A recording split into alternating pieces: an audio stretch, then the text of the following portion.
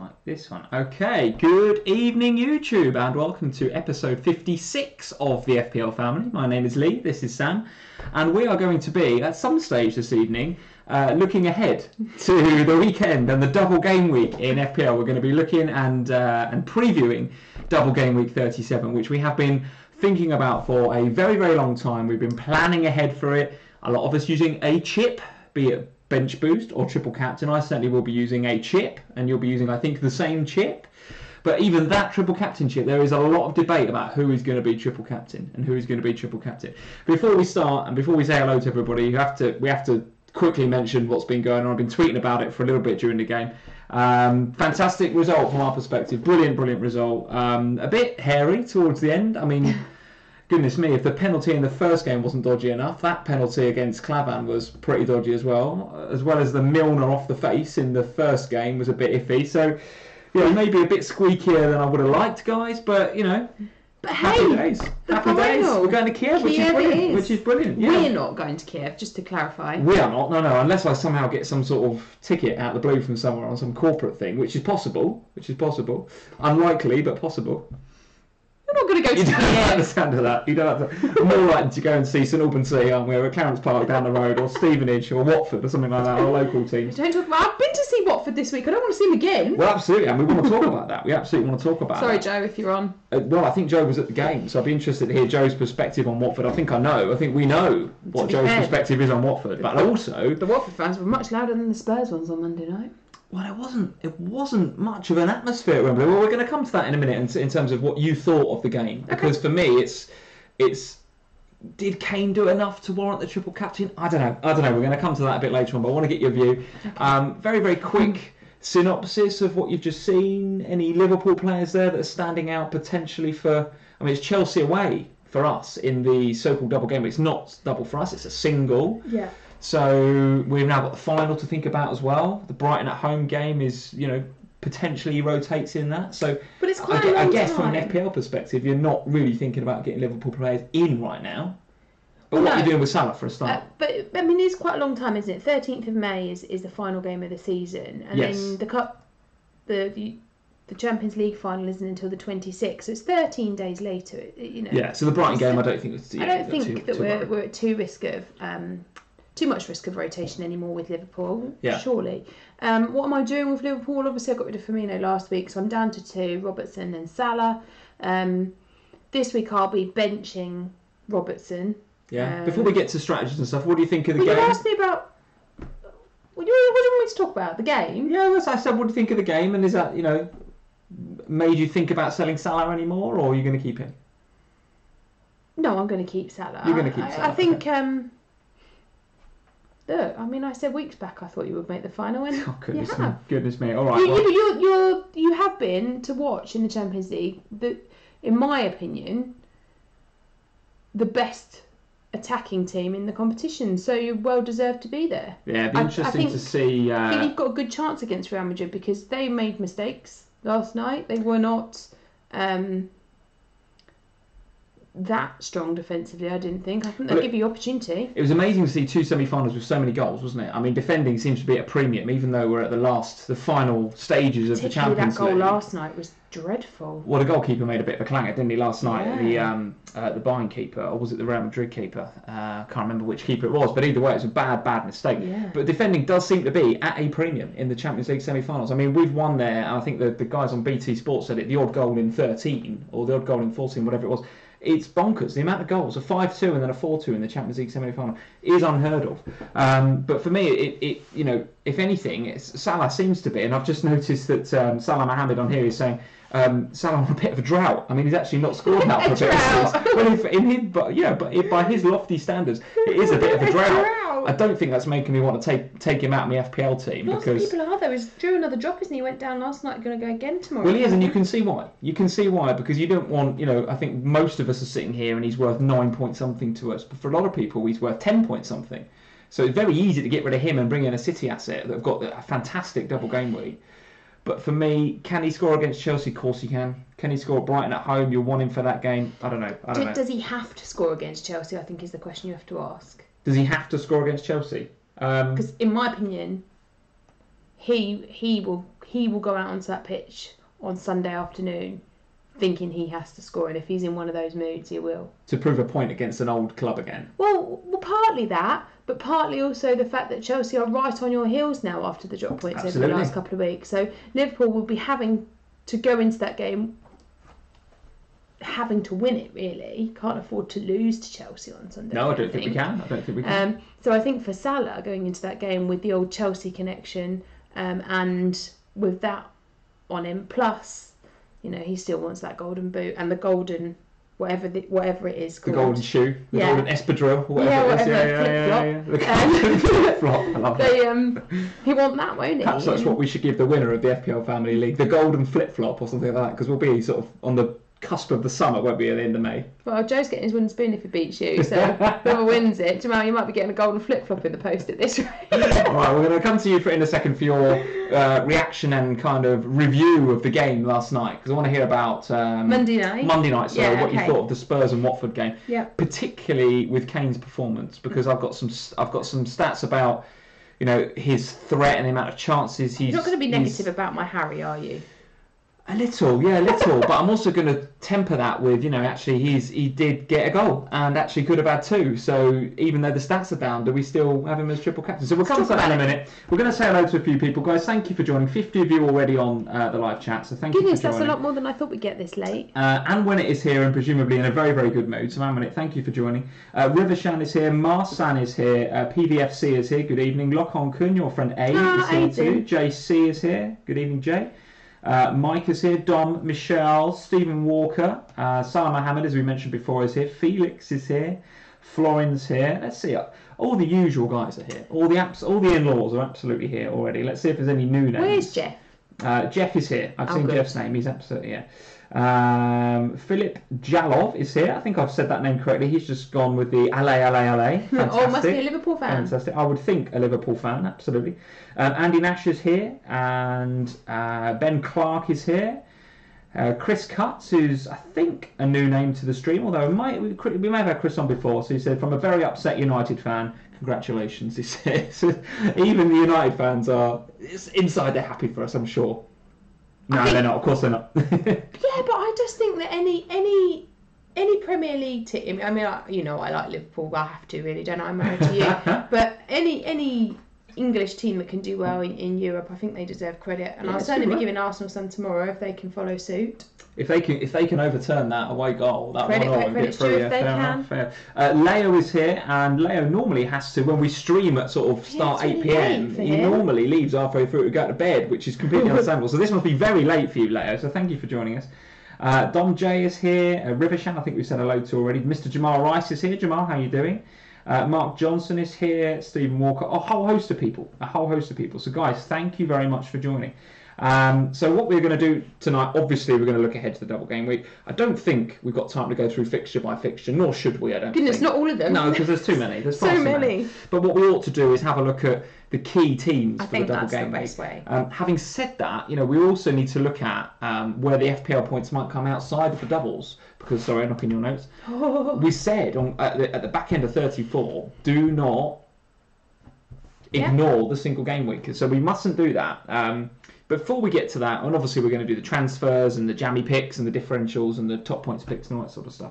I'd like to talk to you first about what you thought about Spurs versus Watford, in particular the FPL assets in that game. So Kane, obviously, but I'd like to hear your thoughts on Son and your thoughts on Eriksen and Ali, who I now think is becoming the premium Spurs midfielder of choice, in my opinion. What were your thoughts on the game? It was dull, quite honestly. It didn't come across great on the TV, I must admit. It was freezing cold. Freezing cold. It was just sort of jumping around and singing then. That's why you're cold. All the fans were sitting there just sort of... It was half empty. The stadium was half empty. It was lack of atmosphere, wasn't it? Really so where the season tickets that we have are, there were the row in front of us. I think there was about 8 empty seats. There was 3 in front of it. All the seats next to me were empty. It had that feel of a Monday night game that has nothing on it. Okay. And FPL wise, what were your thoughts about Kane's performance in particular? Well, I think actually Kane is getting a lot of stick lately. and particularly from that game within the FPL community, with questions like you were raising about is he worthy of the triple captain ban this week. But actually, I don't think it was Kane's fault. And sitting there watching the game, and if Joe's in, and there was a couple of people I know that were at the game on Monday night, it was the whole team performance was very negative. In the past... Why is that? Well, watching Spurs all season, we've been very forward-thinking. The ball's been quick, it's been sharp, and it's been going forward. There's been no major sideward passes. In this game on Monday night, everything was sideways. And it was really, really slow. Do you think that Poch is setting up to not lose games because he's trying to consolidate and he just wants to keep the points ticking over, knowing that Chelsea probably aren't going to catch him? But now Chelsea, a couple of good results, they're suddenly in there, right? I don't know. I actually think that there's a hell of a lot of tired legs at Spurs this season. I think we've got to a point in the season where normally we've not played as many fixtures as we have. We got further in the Champions League this year. We got further in the Cup this year. Yeah. We've been playing all of our games away from home, which I know that he does train them hard as well. And he trains them really hard. Wembley's not our home, so everything feels like an away game. And I think it's just got to that point in the season where we're just really tired. Okay. And so what do you put it down to then from Kane's perspective? Because he can't just be tired. No, he's not tired. He's not been right since the injury. Right, so I think there's two things with Kane, or three things. I think firstly the injury, I think he came back too quickly. He was desperate to get back in the team. He's come back too soon, and I don't think he's quite there fitness-wise. But more importantly than that, when you watch him, he isn't where he normally is on the pitch. So normally, because we are playing dynamic football and it's the balls are moving quickly, he is in the middle of the park, in the goal mouth, in the action. On Monday night, he wasn't. He was out on the wings. He was dropping back because he was having to get involved with the ball. Is that because he's frustrated not getting the service from the others? Yeah, I think so. And actually, what came across from me on Monday night was that actually Harry, I thought, because I was watching him very closely on the basis that he was my captain and would be my triple captain, yeah, of course. That he cut a frustrated man out there. He was constantly looking for the ball, making good runs, but they came to nothing because the balls were not going in the right direction. Okay. And it was much more about Eriksen and Ali. Could they do something with the ball from a bit deeper than we would normally play? So it's difficult with Spurs at the moment because for me, actually, the player that really stood out on Monday night was Kieran Trippier. I thought was absolutely outstanding. Trippier's a very, very good fullback. And he was putting himself into, but the space that he had down the wings and the movement that he did. Considering Trippier for the double? Well, I wasn't, but I am now because I thought he was brilliant. And he surely gets rotated with Aurier, doesn't he? I don't know. There's two. When you think about it, it's 3 games left. I'm not sure he's going to be rotated. I don't think Davis is either. Okay, all right. I think so. It's interesting that actually Kane's perceived, actually no, it's not even perceived. The stats suggest that he is having a bit of dip of form. I know what you're saying. You're saying that it's actually not his fault. It's down to those around him. I think it's a bit of both. I agree think with the injury is still an issue. The fitness level. Yeah. But what's interesting is that actually in Kane's little dip, what's actually happening is that Ali and maybe a couple of the others, like despite Eriksen getting a blank last night, in the previous couple of games he's storming. He's been scoring goals and being very creative. And Ali's actually stepping up to the plate and scoring goals and doing his little fortnight celebrations, which we all love. So Kane's having a bit of a dip. But conversely, if he's dropping back and dropping wide to get involved with the play, that's actually benefiting some of those other premium midfielders because they are getting the FPL points. So on that basis, the triple captainship is to be savoured, right? I mean, you've got to play it on the right player. Heaven forbid you get a double game week, a 4-pointer or something from Kane.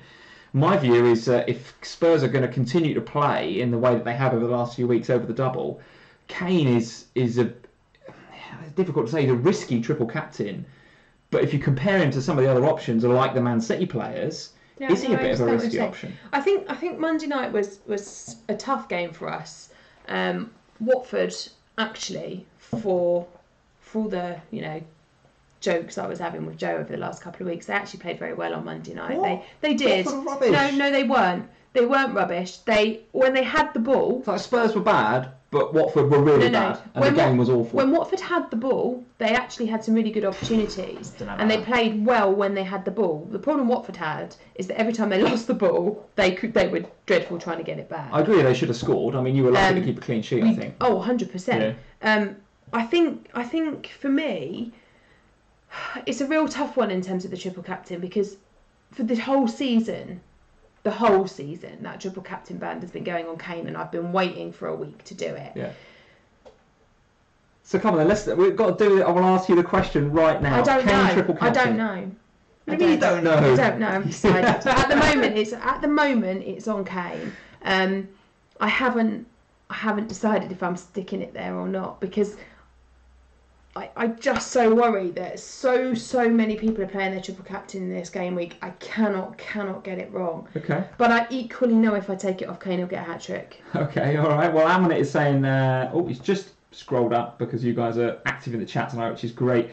Sam, Kane has gone 13 to 14 games without double-digit scores. So what he's saying there is, yeah, he's getting the points, he's getting the odd goal, but on triple captain week, I know. You want somebody to smash it, don't you? I know what you're saying. I absolutely know what you're saying. And Monday night, the difficulty I had with what was happening on Monday was what I was saying before. If it's the whole team that's playing in a different way, Kane will not get the service that he is used to getting, and that's what's getting in the goals in the past. I think Florian's agreeing with you. So Florian is saying it looks like Spurs' game has evolved so that not everything has to flow through Kane every time. I think that's right. I don't know about evolve, but it does seem to have changed a bit. I don't know if this is something that they're going to stick with, but it's kind of interesting to see how it's changing. For me, it's come partly as a result of the 3 or 4 negative results that we've had throughout April with the cup loss and everything else. I think Monday night was a case of we have to go out, we have to win, and we have to be sure we're not going to lose. And we've been defensively a bit sloppy of late, so there was a lot more sideward passing, a lot less risk involved in our play. Okay, all right. So just noticed on the live chat that Jeff absolutely has said the right thing, which is don't forget the polls, which we always do. So guys, if you click on Jeff's here to talk about the polls. He remembers every week, which is absolutely why we need him on the live chat. If you click on the little eye icon above my head, there's 2 questions for this week's or this vlog's polls. One is who are you going to captain, and there's some options in there. One of the options is I'm going rogue and not doing any of the sort of Spurs City players that we're all thinking. What? There's some options out there. Are you doing that? I'm not doing that. I thought you were I'm going to do that. I thought you were just going to tell me you weren't going to captain a City or Spurs player. I thought. Well, I think so. Some of the guys on here. So Felix O is saying Pogba triple captain to Ritzky. Okay, United. But he must be saying that in response to somebody who's thinking about triple captain in Pogba, which, looking at his stats over the last couple, is not a terrible idea. And they've got nice fixtures. Very, very rogue.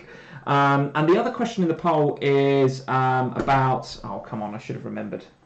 What did I say? Captain, and then... It always happens. Line caller. It always happens. While Lee checks his polls. I check my poll every time, right. Oh, what are you doing with Salah? Are you selling or keeping? Yeah, well, I'll be really interested to see whether you guys are selling Salah this week. I think it's...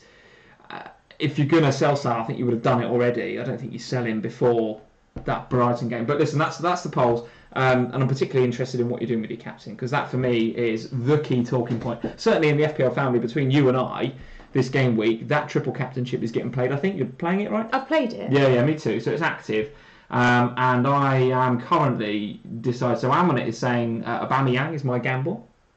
But potentially for triple captain, I think is what he's saying there. So you know, I don't think it's as clear cut. You go back a few weeks, yep, that's Kane. That's what we're doing. But now even you, the staunchest of staunchiest Kane supporters, I'm not sure. Well, because I really worry at the moment that if we play like we did on Monday night with this new structure and this new slightly more sideways, slightly more definitely slower pace of football, that it doesn't suit Kane. It plays into the hands of Ali and Eriksen.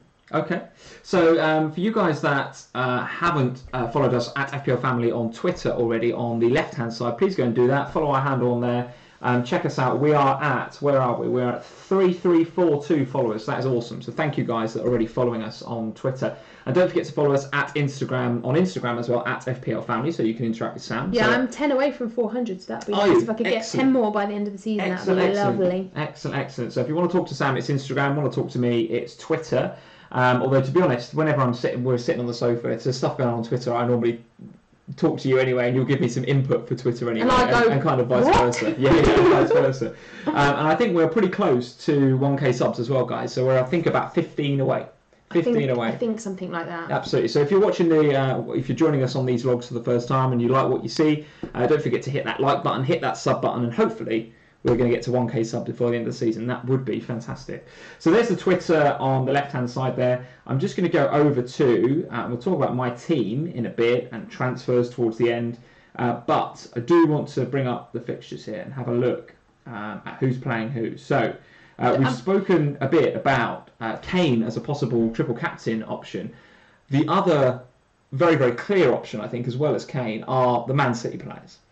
Fixtures are awesome. I mean, Huddersfield are pretty terrible, and they've got to go to what is effectively the trophy lifting party at the Etihad, where, you know, not only will City want to win it well for the fans, they'll want to put on a show. There's no pressure for them to win, and Huddersfield are, frankly, the whipping boys at the minute. The only pressure that that there is for them to win is the pressure that they apply to themselves to be the highest ranked team ever. Point scoring team ever. There's no pressure from anybody else. They've won the league. It's a massive celebration. Yeah. It's just a nice weekend, isn't it? Yeah. So I mean, even if this was a single, and I put this tweet out there, I think even if this was a single game week and they were playing Huddersfield at home, you would still consider, you know, and all things being equal, you would still consider playing a chip or playing a triple captainship on a Man City player at home to Huddersfield. The fact they've then got home to Brighton, who are, you know, equally not out of trouble. So they do need the points, these guys. That's the first thing to say, is Huddersfield and Brighton do need the points. But neither of them is playing that great at the moment. No, definitely not. And they both are leaky at best. Absolutely. Against City, you've got to be looking at their assets for triple captain. So who is in your squad right now, and who's not that you would like to bring in? Right now I've got Jesus. Yeah, okay. Who will be in by Friday's deadline. Remember? Yes, that's a very good point. Yes, Friday. Yeah. Sterling will be in. So the only reason I haven't done Sterling yet, so I knew he was going up in value last night, but I just wanted to make sure I've got enough money to do the transfers I was doing with stuff left in the bank.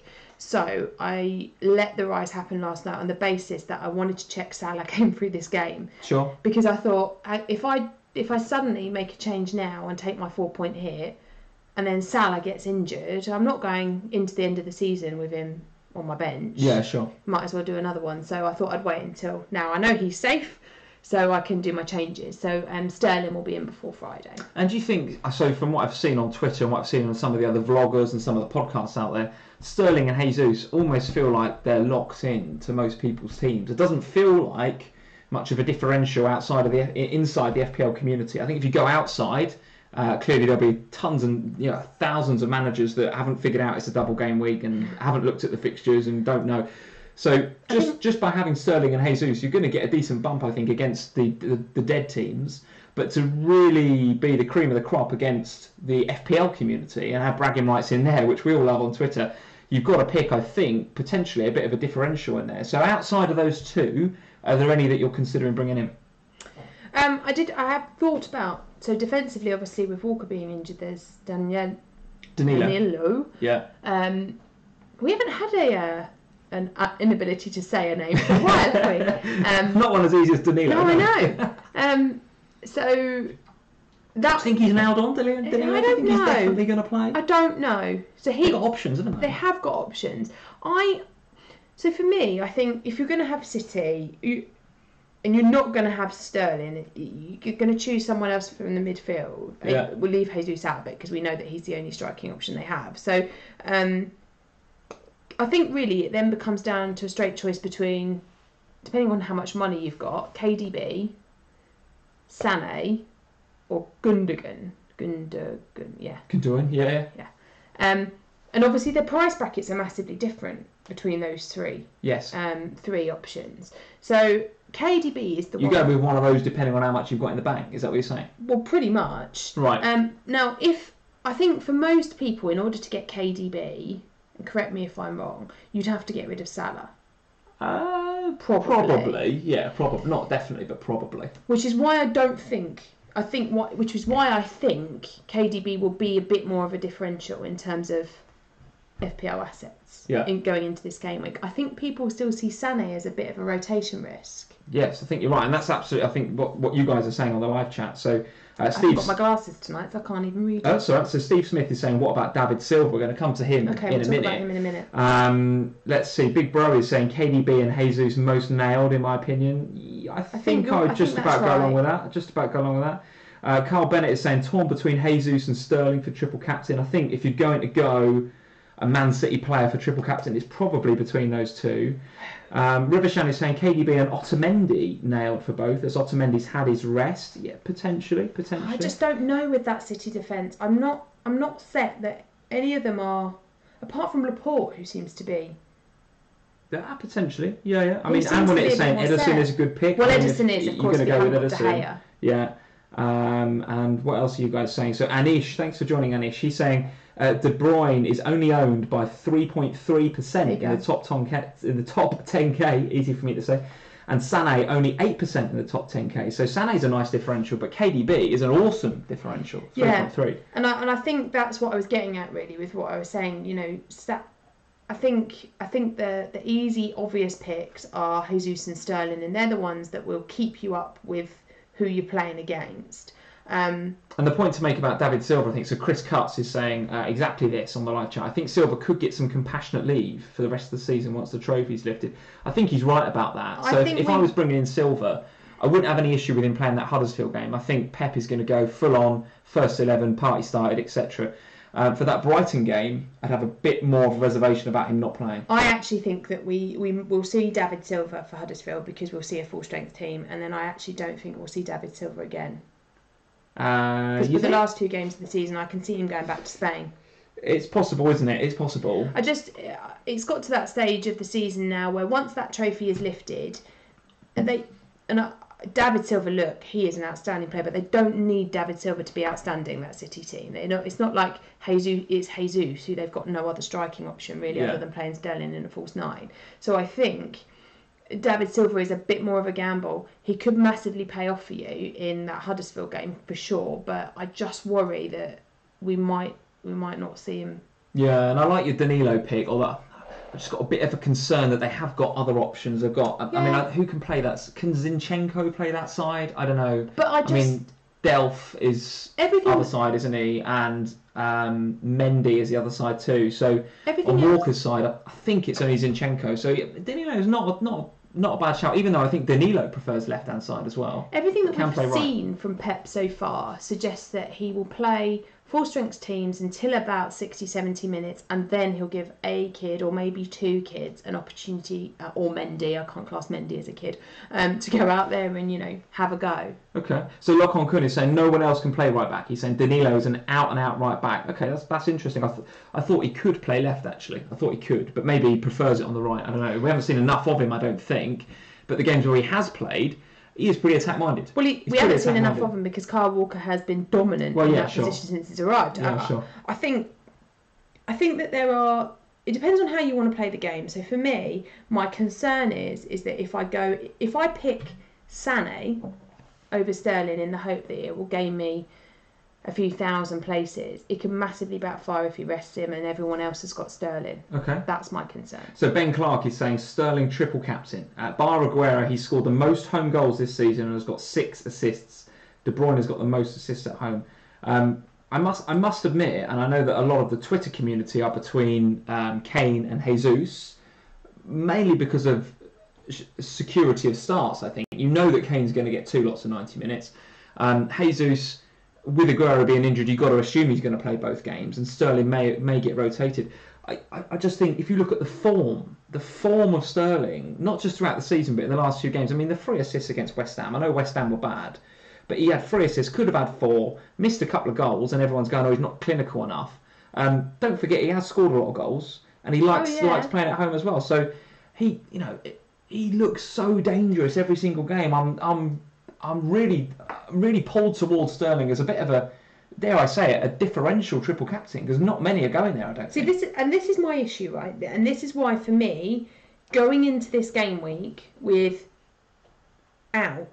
Jesus and Sterling is FPL suicide. I think you do that, yeah. Because I think most are. Yeah, because if you don't have them, not only do you not have them, but somebody or a lot of fantasy owners will be triple captaining one or the other of them. So suddenly it's not just like you're half the points down in a normal week.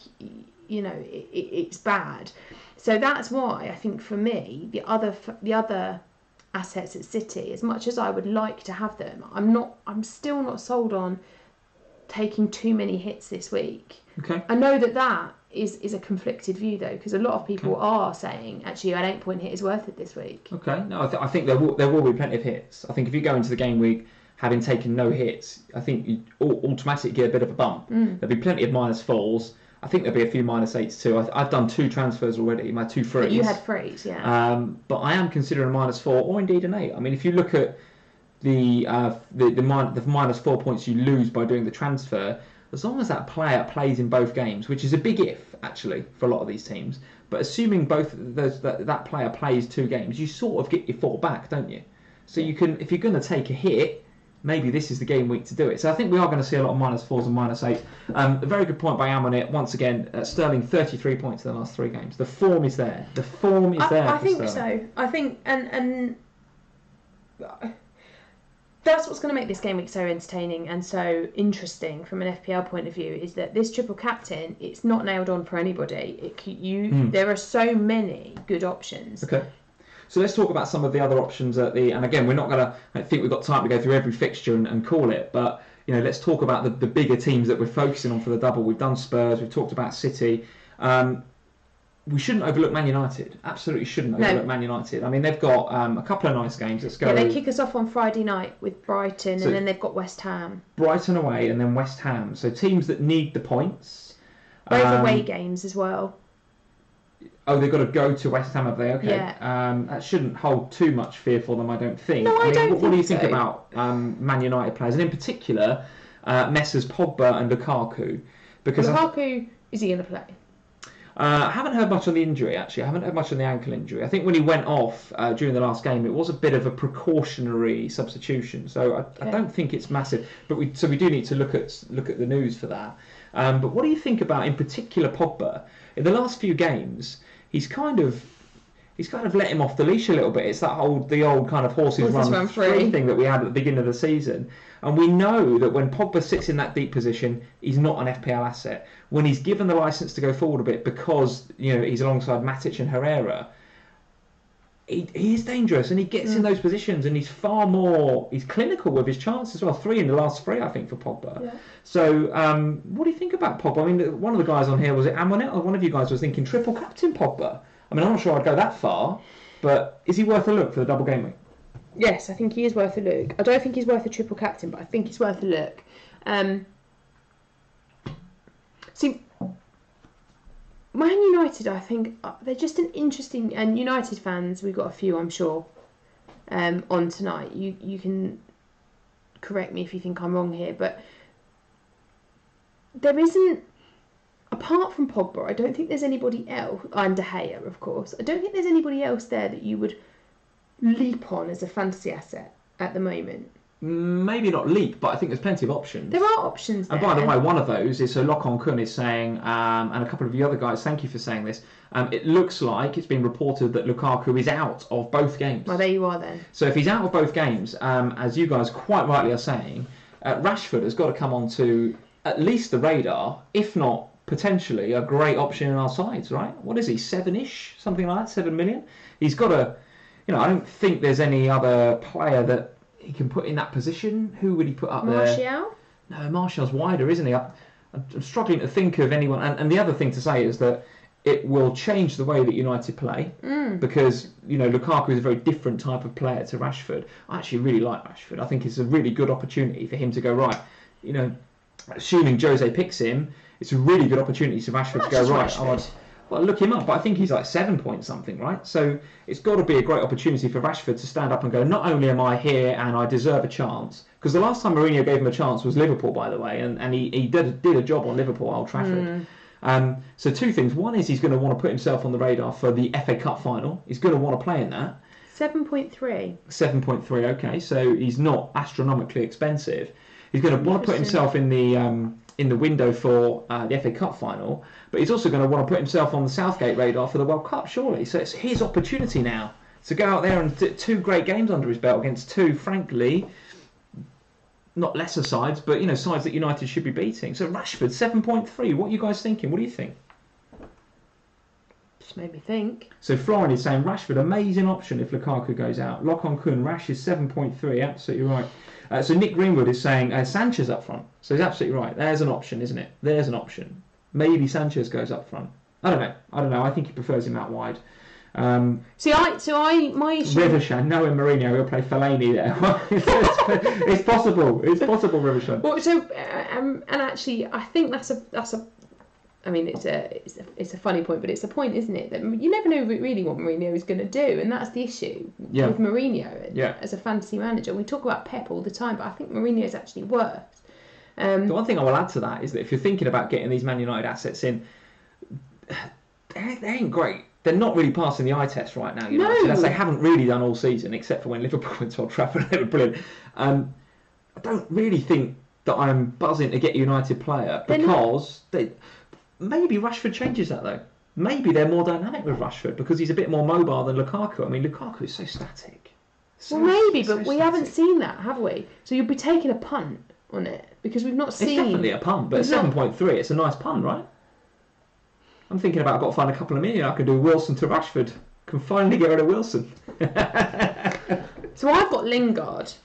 Yes, me too. Yeah. And I'm not happy about that, but I'm not transferring him out either. Do you want to keep him? I don't know. Okay. I'm really worried about Lingard. Who else would you get in that back? Arnie. Okay, quite like that. Oh, on a single game week? No. No, he's on a double, isn't he? Leicester and of course the United game. Okay. I'm thinking about a -8. Okay. Lingard to Arnie. Well, we'll come to your transfers a bit later on. Because I just really worry that Lingard is going to get one game. He could well be rotated, couldn't he? Yeah, totally. What about defensively for United? Is David De Gea enough? Yeah. Or do you think a double up on a Smalling or a Valencia is worth a punt? For me, I think I'm just going to be having De Gea. And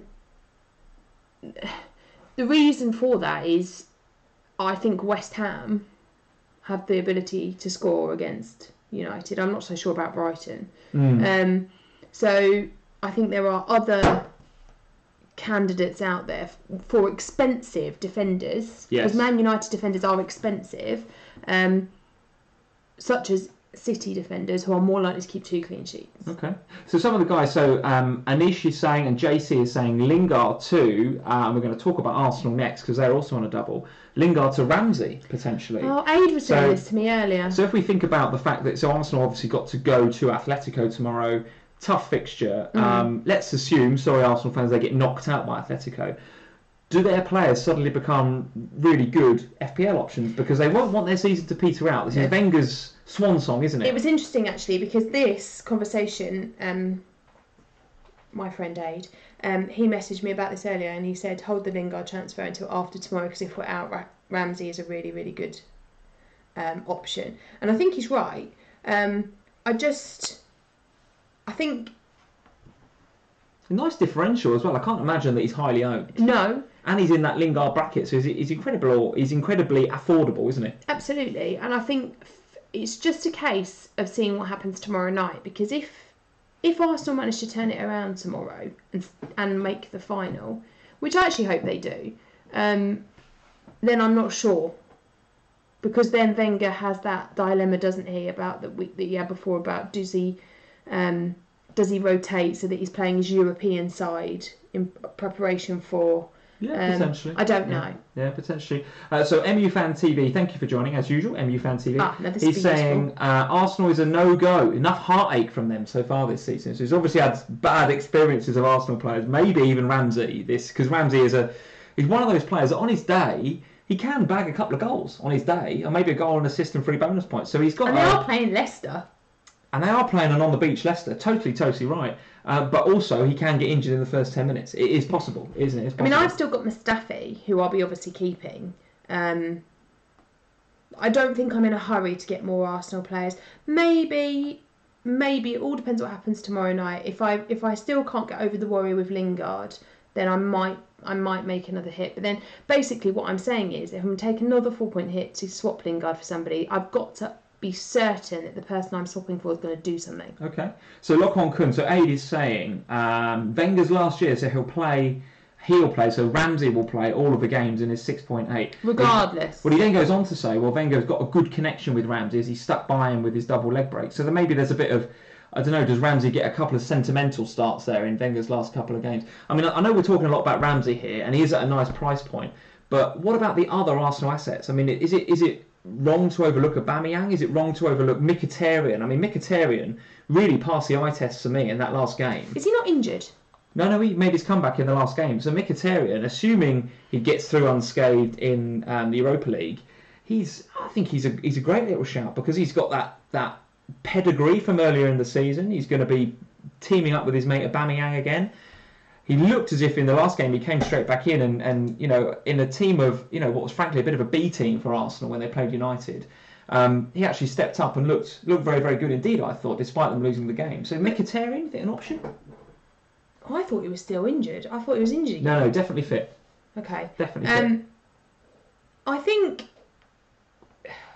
So my issue with Arsenal is I got bitten, didn't I, with that Adebayor and Lacazette and this European team. Adebayor? It's going back a bit. That's going Aubameyang. Did I say Adebayor? Aubameyang and Lacazette and this European team and who's he playing and where's he playing them. And so for me, with those two, there is also the issue of, well, I want Jesus and Kane, so yeah, I can't really have them as well. So then you're forced to look at the Arsenal midfield. And I think within the Arsenal midfield, I think Kane, Jesus, Aubameyang. It's too much. It's too much, isn't it? It's going to kill off any chance you've got of having a decent midfield, basically. Yeah. And then when you're looking at the Arsenal midfield, there hasn't really been anybody in there that's made me stand up and look at them all season. So it's only going to... Ramsey's, I agree with the guys on the live chat. I think Ramsey's put in a number of performances and looks very good. Mkhitaryan, I think, on his day is very, very good too. I think the reason Ramsey will be popular is because he's in that price bracket that people are looking to do a straight swap. So Willian is very, very popular a few weeks back. Now not so. Son, very popular. Now not so. Lingard, in out like the hokey cokey, isn't he? With a lot of FPL teams this year. So any one of those three could be reasonably substituted quite quickly and easily for Ramsey. So I think Ramsey's going to be popular this week. Yeah, I think you're probably right. Plus, he's Lock on Kun is saying Ramsey's 6.8 to Mickey's 7.7. So that's not underestimate. That's $1 million you've got to find, and that's difficult. This at any stage of the season. Well, right? I think I've been talking about Lingard as a rotation risk. You raised the other one that I also have in my team, which is Son, who is equally a rotation risk. Yeah. I think Son is less of a rotation risk than Lingard. I think Son will probably start the games and then come off on 60 odd minutes, but then that's fine as long as he's done something before he comes off. Okay. So that's where Ramsey fits slightly better because obviously he's under the Lingard price, whereas Mkhitaryan is a bit more of a swap for Sonny. Okay, all right. So I think we're covering most of the big teams that we're putting a lot of thought into for the double. Let's go to sort of tier 2 now, where there's teams with double game weeks that maybe we should be considering. And let's start at West Ham. So Arnautovic, is he the only one you're considering, or is there others in there? Is Lanzini an option? Is Masuaku, who's looked reasonably attacking in the last couple of weeks, is he an option? Anything at the back for West Ham? I think the answer to that is no. But anything outside of Arnautovic? I think the three you mentioned, I think certainly Lanzini. I love Lanzini. He's my only German pick pretty much this season. It's been actually decent. I think those three are all positive options from West Ham. Given that they've got the difficulty with West Ham is they've got that game against Leicester, which should, if it had been 7 or 8 weeks ago, would have been a tough game. But now, when Leicester have just seemed to have disappeared off the face of the planet, that West Ham still need the points, don't they? They still need a win. They do. That becomes a nice fixture for West Ham, and I just sort of think that Arnie is the sort of player that will just turn up and bully Leicester out of the game in a way that maybe the other two wouldn't. He's that kind of player, isn't he? That he's just a bit more aggressive and. I don't know. I'm not sure. The others are nice players. They play pretty football. He's a bit more kind of... Yeah. I think he's looked very, very good in the last few weeks on Arnautovic. I wonder sorry, Hammers, I wonder whether he's upped his game a bit and put himself in the window, maybe angling for a move. I don't know, but he's the sort of player that, when there's something to play for, he will play. If it's beating his old manager, he will play. If he wants to transfer, he will play. And I agree with you, against a team like Leicester, who frankly have been woeful. I mean, we're talking about this second tier of teams that have got doubles. And Leicester have got doubles. Nice doubles. Putting them in I'm not touching them with a barge pole. I mean, I've already got rid of Mahrez. I mean, he is a dead cert to disappear. Have you? Oh, he was, yeah. I bet he does something this week. Well, guaranteed now. Guaranteed, isn't it? It's just sort of, 100 points or something. But I'm also looking at Chilwell and thinking, a double game week defender. I've got other fires I'd like to put out in my defence. No, I've got the same. But I'd really like to get rid of Chilwell because Leicester are just bad, aren't they? Yeah, so I don't think I want to talk too much about Leicester. Other than Vardy, have you got Vardy still? Or are you going to hold Currently him I have, double? but I won't. I won't have him because in order to do the Sterling move, I'll talk about what my transfer are, but I need some money. So it's coming out of Vardy. I just don't. So Vardy's a difficult one, right? Because he still scores even though Leicester lose. He does, absolutely. But I just think that the way that the Leicester team are playing at the moment, he's not gonna. I just can't see him getting more than one over the course of the double. Yeah. And so what's the point? What's the point in Leicester? Well, I think you're right. I think you're right. They were on Instagram last night having their party, end of season party. They all got glasses of champagne in there. You think it's not over this season yet. I know that everyone has. I know that everybody has their award ceremonies and stuff before the end of the season. I get that, but United had theirs last night. I didn't see pictures of them all drinking. Leicester players were on the booze last night. So Joe has just joined us. Joe, thank you for joining in. He said Hemel, which is his local team and very, very close to us, Hemel Hempstead, have just lost the playoff quarter-final on pens. Oh no! Devastating news for our local teams. So not a wooden spoon as well. Yes, absolutely, absolutely. So we've spoken a little bit about West Ham and Leicester there. Let's talk about some others that have got doubles. Talking about Swansea. Right, Swansea City. They're interesting. They are really interesting in this game week, I think. Bournemouth and Southampton, 2 massive 6-pointers for them. Yes, absolutely, yeah. They have to win them, or at least get something out of them. I think they might. I think they will. But I'm looking at the stats lately for Swansea, and they don't look great offensively.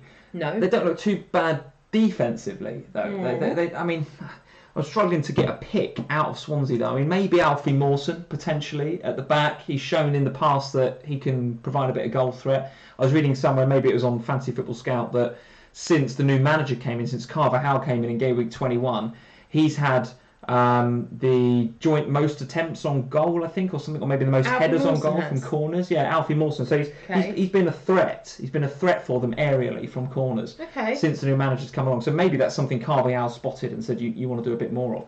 But I'm with you. I think Swansea do need the points, and I'd like to pick somebody from their side. I'm just not sure who. I mean, Fabianski's got some pedigree this year, isn't he? But are you going to pick him over? Yeah. But are you going to pick him over David De Gea? Probably not. No. If you've already got De Gea or Edison. So I don't know. Jordan Ayew, the guys on the live chat are saying yes, and I agree with that. We've covered him on a couple of recent vlogs. But attacking wise, they just don't look great, do they? But I think there's a difference now, isn't there? In that we're coming towards the tail end of the season, where what we're seeing is the teams that have still got something to play for up the top, the likes of Liverpool, Spurs, and Chelsea. Throw Burnley into the mix there as well, and then down the bottom end of the table, the likes of Southampton and Swansea and Bournemouth, Stoke, West Brom, loads of them, who all now suddenly have something to play for, like seriously have something to play for, because it is so tight still down the bottom of the table. So what you're looking at when you're trying to pick a fantasy player from them is, well, who of these fixtures, who's got the better ones remaining? And a lot of these teams are actually playing quite difficult games, whereas Swansea, their fate's in their own hands, really. Yeah, absolutely. And a few of you guys on the live chat are saying about Norton. So Peter Gray, thank you for joining, Peter. He's saying I've got Norton. I don't think he's a bad shout. No, I don't think he is either. James Brady, thanks for joining, James. He's saying Carl Norton playing wing back could be an option. So yes, he does look as if he's slightly out of position. Yeah, he's a decent And we player. did mention the young lad whose name I've forgotten, but he's a 4.0 defender for Swansea. played in the last game and didn't look too bad. I've totally forgotten his name. I need to look him up. Yeah, I don't look it up because it would take forever to find his name. No, but he's a 4.0 and he played in the last game. So there's options there. There's options there for Swansea, and like you say, they do need the points. Absolutely. Can you find him? Well, I just got the Swansea team there, so he'll be 4.0, won't he? Yeah. So let's do it by... Well, don't worry. We'll look it up another time. One team that we haven't talked about very much that we do need to talk about because Roberts? Connor Roberts, I think was his name. Yeah, absolutely. Connor Roberts. So we haven't spoken much about Chelsea. You know, we were talking about Tier 1, Tier 2, and we didn't spend too much time on Chelsea. That's our bad because they should be worthy of consideration. The Liverpool game is tough, but it's going to be a cracker by the sounds of it because there's a lot on it. And then it's Huddersfield at home, so you'd expect some points there. Alonso's back, so he's got to be on the radar. Hazard's looked much, much better recently. His stats and form look good. Looks like he prefers to play with Giroud. Willian, conversely, looks as if he's gone off people's radars, which is a shame because he's at a really nice price point and people are looking for a route out. But Chelsea, what are you making of Chelsea? Are you sort of thinking there's space for one, maybe two players in your team there? My issue with Chelsea is their price points. So, because if you're talking about Hazard, who, by the way, I think could be a really good fantasy point pick for this week and a real differential. Massive differential, isn't it? Yeah, massive. Rivershan saying Hazard, massive differential. Yeah. Especially with Giroud playing more. I agree. And I think he could be, if you get him, he could be a really, really good differential. I don't think he'll be a bad pick at all. In order to get him, though, you're having to talk about taking out one of your bigger players. Now, that probably is Salah. Now, potentially he's not got a double, so yeah, you could do that. Or you'll be looking for one of your next big ones. So it's probably Eriksen, Ali, whoever else is in that 9 bracket. Now, I don't know. Do you trust Chelsea enough? Because they could easily They've shown some form in the last few weeks. It's not that, but if Chelsea aren't the free-flowing team scoring loads of goals, they might just get one. It might just be a 1-0. Like they don't at the moment. They're not battering. They're not like City, who are going to go and probably knock 4 past. You're not going to triple captain one of them, are you? But at the same time, I think you would for a double game week. But for the price point, who are you losing to get that person? Okay. Because like if you're talking about.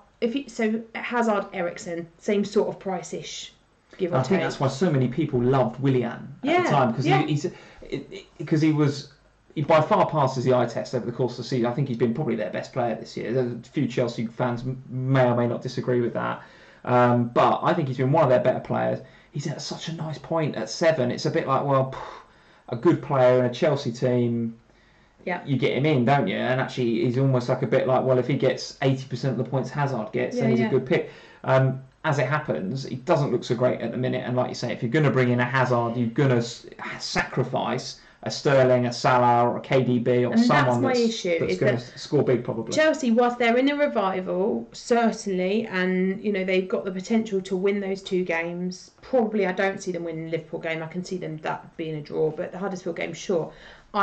My concern is that who are you losing to get that player, and that's the risk, isn't it? And Mr. Bombastic quite rightly saying, well, Conte will have the cut final on his mind as well, so absolutely. He's got to think about that and where that's he rests players. So yeah, good point. That's quicker, isn't it? That's the 19th, I think. So that's quicker after the end of the season than the Champions League final. So there's that as a risk. And then the other thing with Chelsea, those midfield options, I think it's really Hazard. That is your option there. Defensively, there are more options because you've got... Do you think so? Well, you've got Azpilicueta, who's a little bit cheaper than Alonso. Obviously, Alonso's expensive. So is Azpilicueta. I mean, they're not that far apart. It's about 0.3 or something, isn't it? Yeah. So it's not that much. I don't know. I haven't got any Chelsea, and I won't have going into this game week. Because I'm kind of almost treating Chelsea... It's like that Chelsea-Liverpool game could go any way. Yeah. Okay.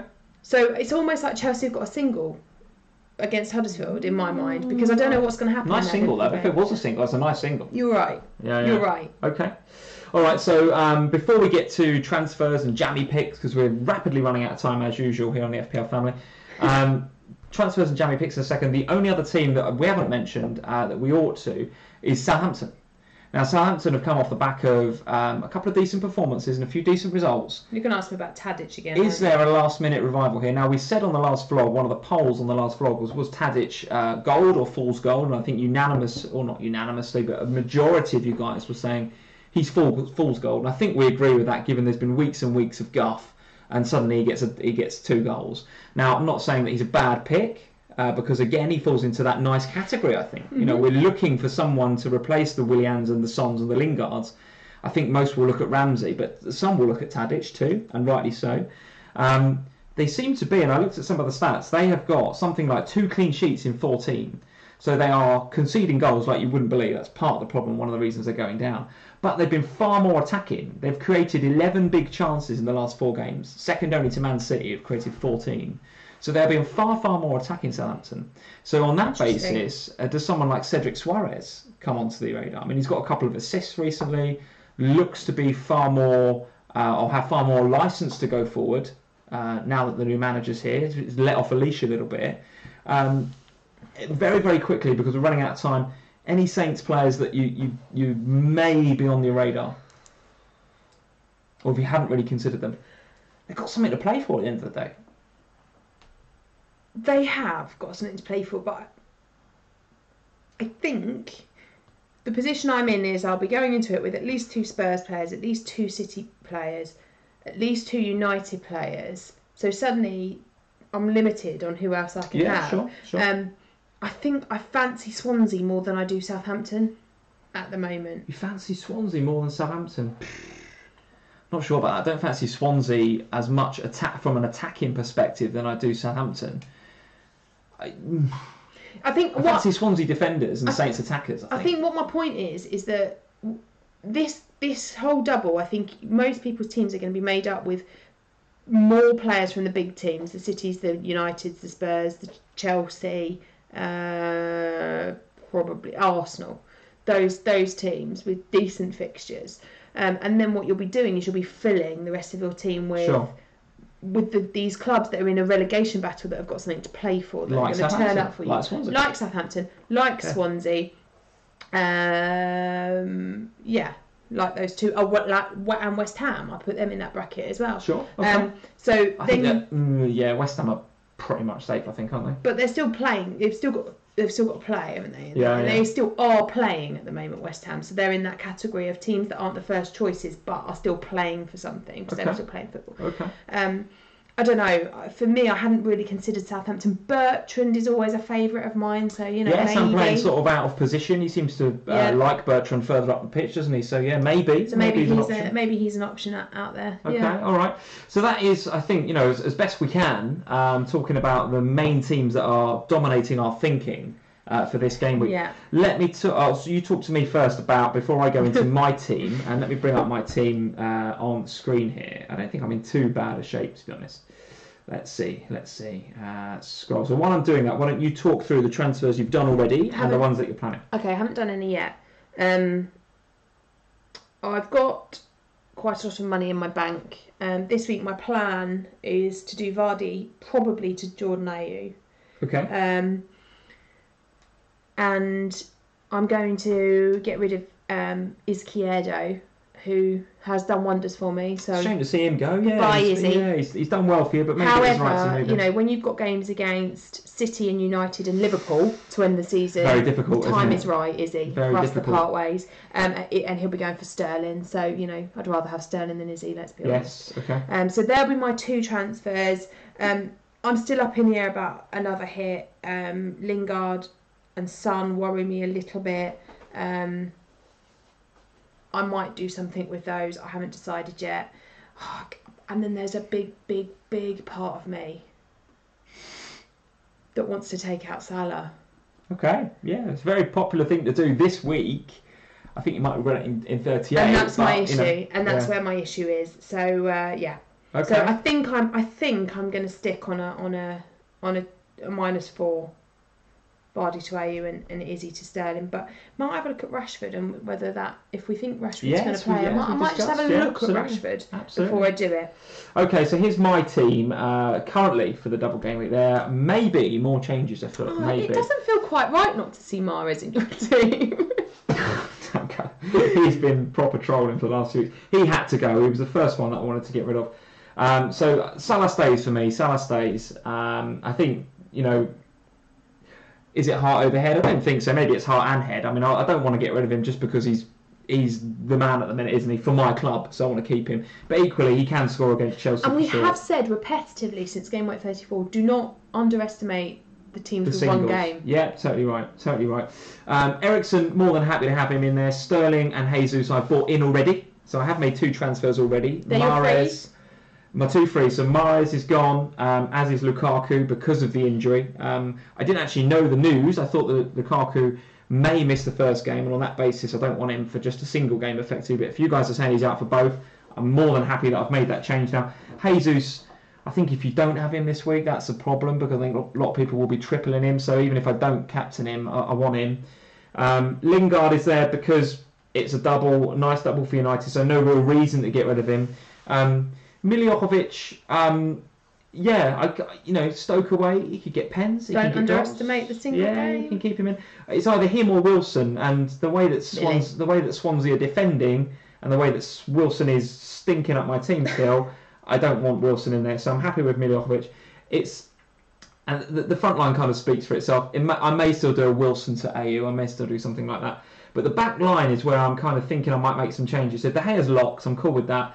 Chilwell, I don't like, because I don't like Leicester right now, but I'm sort of 2 home games in a double. I'm in the same boat with Chilwell. You're not going to get rid of him, are you? Van Dijk away at Chelsea, do I see us keeping a clean sheet there? Well, it's going to be very, very difficult, isn't it? Keep a clean sheet there. We just conceded 4 goals in Rome. So I don't necessarily think Van Dijk's a good pick, but he's the best of our bunch right now. But he's a good pick for 38. But I don't want to get rid of him. So I'm going to bench Robertson this week because he'll be good for next week. Okay. Kiko Femenia, I'm happy to keep. Home to Newcastle. That's got sort of dull 0-0 end of season nonsense written all over it, isn't it? That either that or it'll be 4-4. I don't know. Given he's in my FPL team, 4-4 probably. But I'm not thinking about getting rid of him. So I don't know. There may be a third transfer where I look at, Danilo potentially. I really like Gundogan as if I'm going to get 3 City players. I also quite like Ben Davies as a Spurs option, although I don't think Spurs are that dynamic at the minute. So do I want a treble? Maybe not. But Ben and Kieran did look really good on Monday night. Yeah, but then also, going back to what I was saying about the Saints, I quite like the look of. What about Bertrand? Bertrand, or I quite like the look of.